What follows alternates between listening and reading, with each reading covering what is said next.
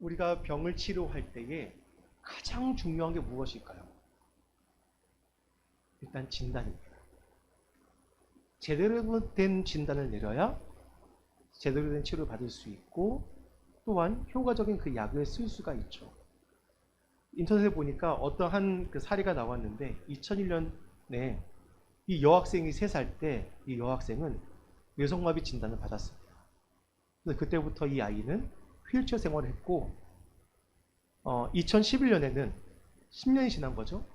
10년이 지나서 이 아이는 뇌병변 1급 장애 판정을 받았습니다. 그래서 2012년에 이 아이가 물리치료를 받고 있는데 물리치료사가 가만히 보니까 이 아이가 뭔가 그 뇌성마비 치고는 이상한 거예요. 그래가지고 한번 MRI 한번 찍어봐라. 그래가지고 서울에 가서 MRI 찍었다고 합니다. 그랬더니 이 아이의 병이 뇌성마비가 아니라 세가와라는 병이었대요. 그리고 약을 먹고 이틀 만에 걸을 수 있게 되었다고 합니다. 그러니까 10년 동안 잘못된 진단으로 해서 뇌성마비라는 진단으로 잘못 받아가지고 그렇게 고통받고 있었는데 제대로 된 진단을 내리니까 약을 먹고 이틀 만에 걸을 수 있게 되어졌다.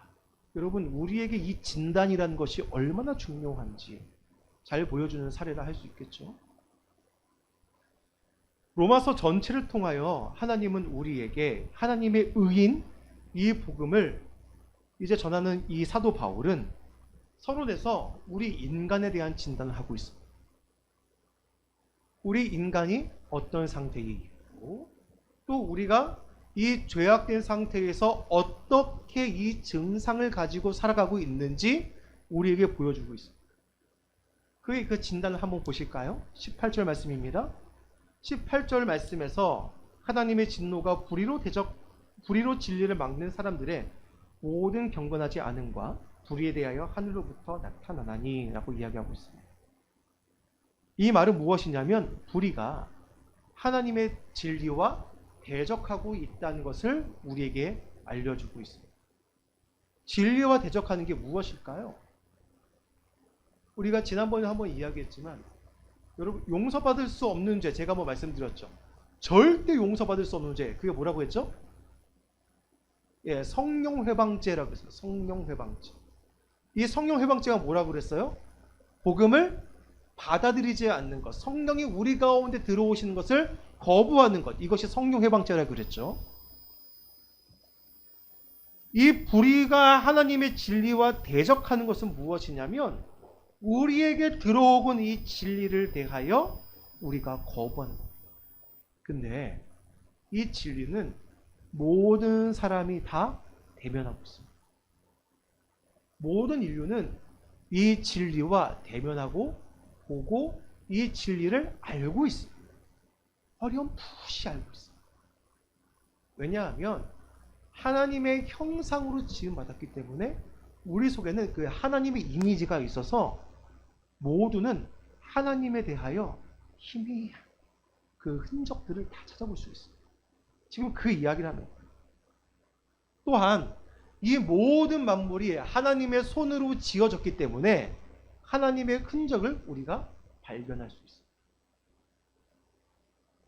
C.S. 루이스라는 영국의 유명한 철학자가 있습니다. 이 사람은 영문학자이자 철학자인데 이 사람의 유명한 책이 있죠. 영화로도 개봉되었던 나니아 연대기라는 그 소설이 이 사람의 책입니다. 이 C.S. 루이스라는 사람은 어렸을 때 어머니가 돌아가셨어요. 어머니가 돌아가시자 이 아이에게는 반항심이 생겼습니다. 아니, 우리 엄마가 하나님을 그렇게 잘 믿고 하나님이 살아계신다. 근데 우리 엄마가 어떻게 일찍 죽었지? 신이란 이 세상에 없어. 라고 그 마음이 깊숙이 바뀌었어요. 근데 그가 이제 성장해서 옥스퍼드 대학을 들어가게 되어지고 거기서 영문학과 철학을 가지고 박사학위를 받았어요. 그러니까 박사학위 2개예요, 이 사람은. 실제로 이 사람은 명예신학 박사까지 받아가지고 나중에 박사학위가 총 3개인 사람입니다. 어마어마한 사람이죠. 옥스퍼드 들어가는 것만 힘든데 옥스퍼드에서 박사학위가 총 3개가 있는 거야, 이 사람은.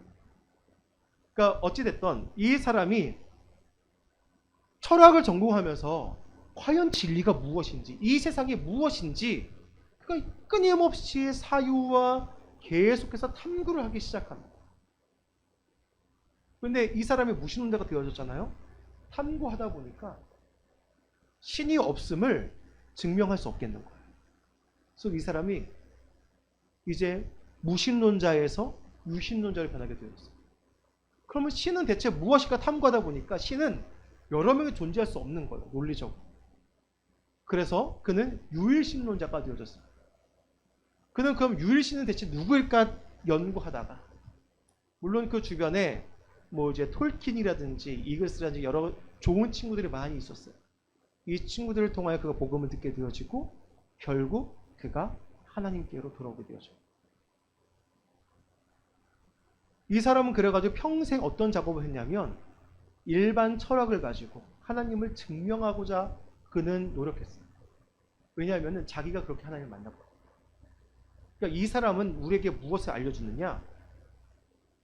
일반 세계를 통하여, 자연 만물을 통하여, 철학을 통하여서도 우리가 하나님을 발견할 수 있다.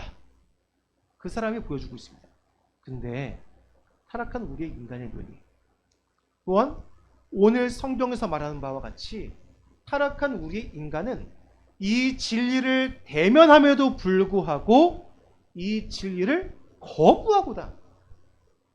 대적하는 게 무엇이냐면 이 진리를 대면하지만 대면하는 이 진리를 결국에는 거부하는 것. 이게 바로 진리와 대적하는 것이다. 그렇게 우리에게 말해주고 있습니다. 그래서 19절 말씀, 이는 하나님을 알만한 것이 그들 속에 보임이라. 하나님께서 이를 그들에게 보이셨느니라. 모든 사람은 이미 그 속에 무엇이 있어요? 하나님을 알만한 것들이 다 가지고 있다는 거예요. 우리가 지식이 짧아서, 우리가 혹은 어딘가 불편하기 때문에 하나님을 못 보는 게 아니라 우리가 애써 외면하고 있다는 거예요. 이 애써 외면하는 것 때문에 하나님을 멀리하고 대적한다. 그렇게 이야기합니다. 우리는 삶에 다양한 현실을 맞이하게 되어집니다. 이 현실을 맞이할 때 이 현실은 우리에게 또한 여러 가지 유혹을 하기도 합니다. 어떤 유혹이 있을까요? 좀 더 편하고 쉬운 방법, 혹은 또는 나의 쾌락과 나의 정욕을 자극하는 것.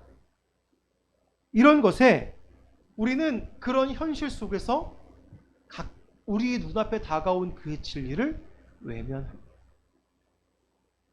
외면하고 우리는 내 마음으로 원하는 그것을 쫓아가려고 합니다. 20절은 분명히 우리에게 이야기합니다. 창세로부터 그의 보이지 아니하는 것들, 곧 그의 영원하신 능력과 신성이 그가 만드신 만물에 분명히 보여 알려졌나니 그러므로 그들이 핑계하지 못할지. 모든 만물을 통하여 분명히 우리에게 보여주셨고 우리는 핑계할 수 없는 그 증거들에 직면하고 있지만 우리는 그 증거들 앞에서 어떻게 한다고요? 그것을 외면한다는 겁니다. 히브리서 11장 3절 말씀은 믿음으로 모든 세계가 하나님의 말씀으로 지어진 줄을 우리가 아나니 보이는 것은 나타난 것으로 말미암아 된 것이 아닙니다. 우리가 이 모든 세계를 눈으로 보고 있지만 그것을 믿음이 아니고선 결국 우리는 인정하지 않는다는 겁니다. 볼 수 있지만, 보고 있지만 인정하지 않는 우리 인간들의 불의를 이야기하고 있습니다. 이러한 진리와 대적하는 것의 결과는 어떻게 되어질까요? 오늘 본문 21에서 23절 말씀은 이렇게 이야기합니다. 하나님을 알되 하나님을 영화롭게도 아니하며 감사하지도 아니하고 오히려 그 생각이 허망하여지며 미련한 마음이 어두워졌나니 스스로 지혜에 있다 하나 어리석게 되어 썩어지지 아니하는 하나님의 영광을 썩어질 사람과 새와 짐승과 기어다니는 동물의 모양의 우상으로 바꾸었느니라. 원래 우리는 하나님을 인정하고 그 하나님을 받아들이고 그 하나님으로 채워져야 됩니다. 이게 우리 인간이 만들어진 그 형태, 우리가 만들어진 그 목적입니다. 그리고 우리는 하나님의 형상으로 지음받았기에 그분으로 채워져 있어야 돼요. 근데 여러분 그것이 사라졌어요. 그것이 사라졌어요. 그 남자들이 그 평균 수명보다 그 적게 사는, 그러니까 이제 노령으로 인해서 죽을 경우에 남자들이 이제 평균적인 이제 그 수명보다 적게 사는 경우가 이제 데이터를 보니까 어떤 경우냐 했더니 배우자를 일찍 떠나 보냈을 경우에 남자들의 수명이 기대 수명보다 조금 낮대요. 왜 그럴까요? 상실감이 있는 거예요. 그 배우자에 대한 상실감. 그런데 이제 재미난 거는 이제 이경식 씨가 그랬는데 우리 어머니는 아직 94세야. 아버지가 일찍 돌아가셔도 오래 사시나 봐. 그럽니다. 아마 남편들은 아내의 속을 많이 썩이나 봅니다. 네. 그런데 이거와 같이 우리 가운데 있는 그 상실감, 무언가 채워지지 않는 그것을 우리는 채우려고 합니다. 그 채우려고 하는데 사람들은 하나님으로 채우면 다 채울 수 있는데 하나님을 채우기를 거부하고 무엇을 채운다고요? 애써 하나님을 외면하고 정욕과 욕심과 우상으로 우리 마음을 채운다는 거예요. 제 아내가 얼마 전에 그 새롭게 소설을 보더라고요. 그런데 그걸 보는데 거기에서 현진영 씨 이야기가 나왔습니다. 그래서 제가 그 사람 이야기를 듣다 보니 궁금해져가지고 검색해 보니까 현진영 씨가 또 자기 이야기를 쭉 길게 푼 게 있더라고요. 그래서 한번 그래서 보았습니다. 이 사람이 어렸을 때 어머니가 일찍 돌아가셨어요. 암으로 8년인가 투병하시고 돌아가셨다고 하더라고요. 그 어머니가 돌아가시고 나서 어머니 치료하고 이제 그 가정도 이제 모든 재산을 다 투입하다 보니까 가세도 기울었습니다. 근데 어린 나이, 14살의 나이에 어머니를 잃고 나서 그 마음에는 평생 동안 이 어머니를 잃은 그 상실감이 가득했더라고요. 그래서 어머니를 잃은 그 상실감과 자신의 그 현실에 부딪혀가지고 그가 2번이나 자살 시도를 하기도 하고 나중에 그가 춤으로 유명해져가지고 성공하게 되어지니까 사람들이 그에게 막 다가오기 시작했다고 합니다. 마약을 권유하면서 다가왔다. 그때 그가 그랬다. 하도 마약을 권유하니까 이 현진영 씨가 이렇게 얘기했다고 합니다. 그거 하면 엄마 볼 수 있어요? 그러니까 거부하려고 얘기했대요, 자기는. 근데 그 사람이 엄마도 볼 수 있지. 그 말이 자기한테 꽂히더래요. 그리고 그가 그래서 마약을 시작하기 시작했는데 어느샌가 마약에 자기가 잡아먹혀서 엄마를 보려고 하는 게 아니라 그냥 그 쾌락에 그것이 주는 것에 자기를 사로잡아 버리고 말았더래요.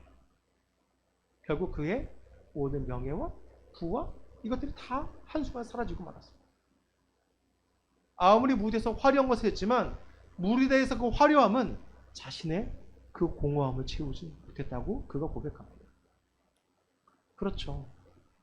여러분, 우리가 비워진 그것을 채우고자 했을 때에 그만한 것이 들어오지 않으면 결코 다 채워지지 않습니다.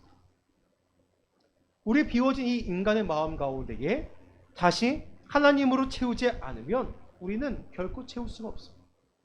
그런데 우리는 무엇을 채우려고 합니까? 쾌락으로 혹은 정욕으로 채우고자 합니다. 그리고 오늘 성경 말씀과 같이 그것을 채워지지 않으니까 무엇을 찾기 시작하죠? 신은 어디 있는가? 분명히 나를 도와줄 신은 분명히 있을 거야! 하고 신을 찾기 시작하는데 그것을 하나님이 아니라 우상을 찾기 시작한다. 그렇게 이야기하고 있습니다. 사람은 행복을 추구하고자 합니다. 이 행복의 추구는 모두에게 원하는 것이죠. 그 존 로크가 이 행복의 추구를 발견하고 미국의 법에는 처음으로 모든 인간은 행복을 추구할 권리가 있다. 그래서 우리나라 헌법 10조에도 이 행복 추구권, 모든 국민은 행복을 추구할 권리를 가진다. 헌법에 명시되어져 있습니다. 여러분, 누가 과연 불행을 꿈꾸겠습니까? 그래서 사람들은 자신들이 행복해지기 위하여 어떻게 하면 행복해질 수 있을까? 고민하고 꿈꾸고 노력하고 그것을 원하며 살아갑니다. 근데 문제는 우리의 이 행복 추구의 방향이 잘못된 대로 흐르고 있는 거예요. 여러분, 왜 우상을 섬길까요?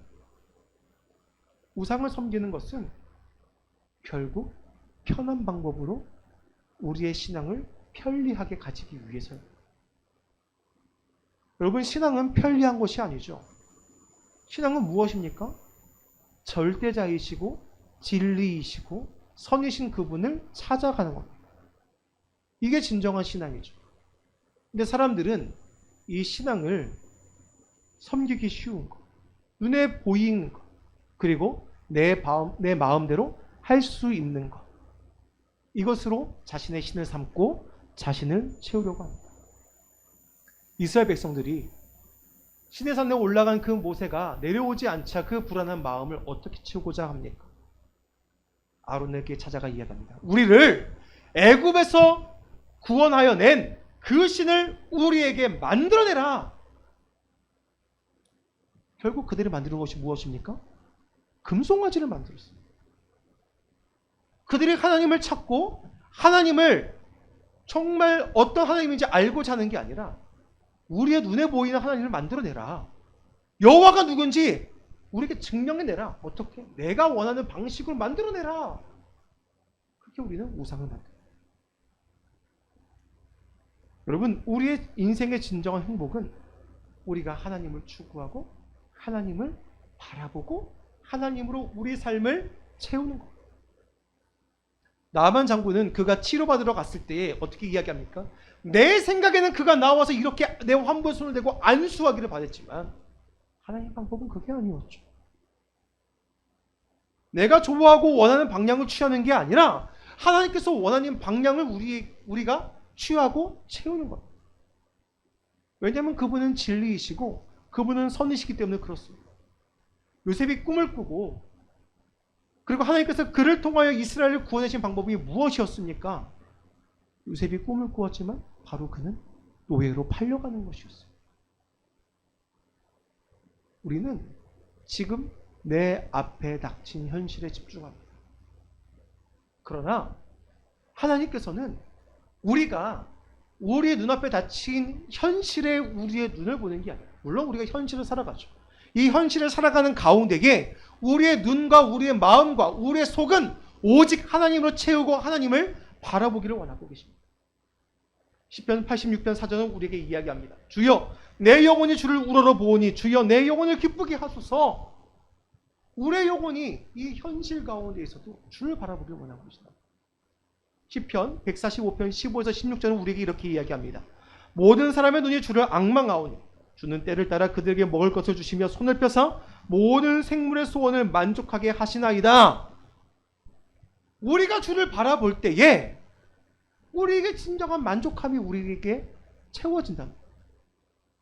우리가 주님을 바라보기 시작할 때에 우리 속에 이 빈 우리의 마음들이 채워지기 시작한다는 것. 우리는 여러 가지 조건을 내세우죠. 내게 이것이 채워집니다. 나에게 이 부족한 돈이 생깁니다. 나에게 부족한 이 건강이 생기며 나에게 부족한 이것이 채워지면 내가 괜찮아질 거예요. 아니요. 여러분, 아무리 책을 많이 읽어도 그 지식이 우리를 구원하지 못합니다. 아무리 많은 돈이 있어도 그 돈이 우리에게 절대 행복감을 주지는 못합니다. 아무리 나에게 좋은 학벌이 있어도 그것은 결코 나를 성공의 길로 인도하지 않습니다. 우리가 진정 만족할 수 있는 것은 오직 하나님을 바라보며 앙망할 때, 그때 우리 가운데 하나님으로 채워지게 되어지는 것이고, 그때 우리는 진정한 행복을 드디어 느낄 수 있게 되어지는 것입니다. 성도 여러분, 다시 한번 우리가 하나님으로 채울 수 있기를 소망합니다. 그분은 우리가 하나님으로 우리 속을 채우기를 지금도 원하고 계십니다.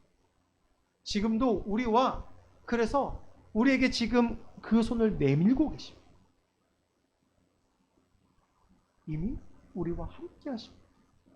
그분을 채우시길 소망합니다. 나의 모든 소망, 우리의 모든 소망을 그분께 두시길 소망합니다. 그때 하나님께서 여러분의 마음을 채우실 거죠. 공허해져 버린, 어느샌가 모든 걸 상실해버린 것 같은 우리의 마음 가운데에 그분께서 우리를 채워주실 것입니다. 우리의 현실을. 때로는 우리의 그 마음에 들지 않고 우리를 갈급하게 하는 현실 속이죠. 그러한 현실 속에서도 내가 매일 기쁘게 술 얘기를 행하는 것과 같이 우리를 그렇게 기쁜 길로 인도하시는 주의 영광의 능력을 우리가 마주하게 되어질 것입니다. 다시 한번 하나님을 바라보시고 그 하나님으로 말미암아 우리에게 진정한 기쁨과 행복과 만족을 주시는 주님의 그 은혜를 경험하기를 간절히 축원합니다.